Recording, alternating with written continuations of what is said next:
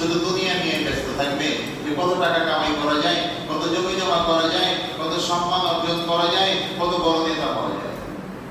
আমার প্রিয় ভাইরা, হাসরের ময়দানে যে কথা বলতেছিলাম যে সম্মানিত আল্লাহ কেন করবেন? আপনি কাজ করলে, কর্ম করলে তার ফল আল্লাহ তাআলা আপনাকে নিশ্চয়ই দিবেন।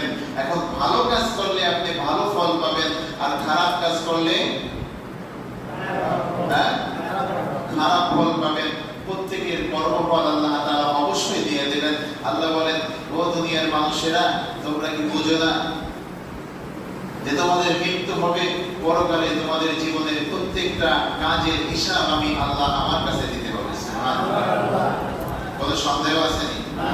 প্রিয় ভাইয়েরা আমার, সম্মানিত কেন করবেন? আর সলিহিনদের সাথে কেন থাকতে হয়? থাকতে হয় এই কারণে, বেশি বেশি আমল করার কারণে। যারা আলেম, যারা আল্লাহর ওলি, তারা সব সময় আল্লাহ তাআলাকে স্মরণ করে। একটা মুহূর্ত তাদের জবান থেকে আল্লাহর নাম তারা বলে না। সুবহানাল্লাহ। একটা মুহূর্ত আল্লাহর নাম তারা বলে না। আর যে যত বেশি ইবাদত করবে আল্লাহ তাআলার কাছে, সে তত বেশি সম্মানিত হবে। বলে সুবহানাল্লাহ। দুনিয়ার জমিনে দেখুন যে বড় বড় আলেমদেরকে মানুষ সম্মান করে না? যে যত বড় ব্যারিস্টার থাকুক, এমপি থাকুক, মন্ত্রী থাকুক, যাই থাকুক না কেন, তাদের মধ্যে দেখবেন নামাজ আদায় করার সময় ইমামতি করে আলেমেরা। ঠিক না ঠিক? কথা বলেন, কারা ইমামতি করে? আলেমেরা। মুনাজাত করে, পরিচালনা করে আলেমেরা। ঠিক না?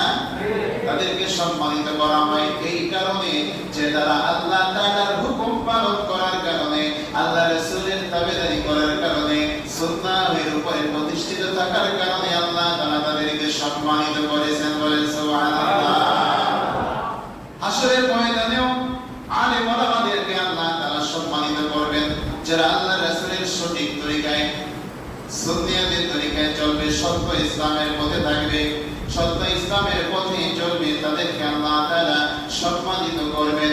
কিন্তু যারা এসিদি মার্কা মুসলমান, দেখতে মুসলমানের মতো আর কাজ হয়েছে শয়তানের মতো, তাদের চেহারার মধ্যে দাড়ি থাকলেও, মাথায় টুপি আর পাগড়ি আর জুব্বা গায়ে থাকলেও তাদেরকে আল্লাহ তাআলা সম্মানিত করবেন না। তাদেরকে প্রথমেই বিনা হিসেবে জাহান্নামে দিয়ে দিবে। আমি বলার কি হাদিস শরীফে আসছে তাই বললাম। আল্লাহ রাসূল বলেন, একদল আলেমদেরকে আল্লাহ তাআলা বিনা হিসাবে প্রথমেই জাহান্নামে দিয়ে দিবেন। কারণ কি? কারণ হলো কোরআন এবং হাদিস, আল্লাহ তাআলার কথা, আল্লাহ রাসূলের কথাগুলো তারা স্বার্থের জন্য ব্যবহার